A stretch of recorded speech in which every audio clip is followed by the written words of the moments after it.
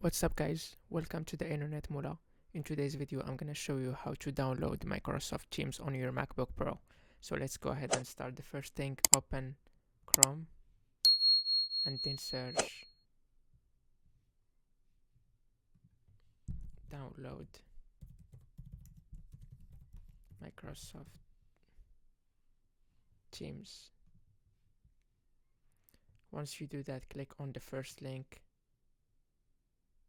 or check the link in the bio below this video and then click download Teams for Mac. So we're gonna open the Microsoft Teams file, and as you guys can see, welcome to the Microsoft Teams installer. Click continue, choose the Teams audio driver and then click continue. Change the install location if you want. For me, I don't need to do so. Click install.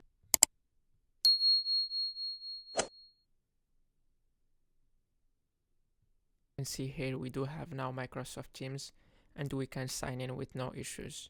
So that's it for this video. If you like it, share with your friends, subscribe to our YouTube channel to get more tutorials, and thank you guys for watching this video. Bye.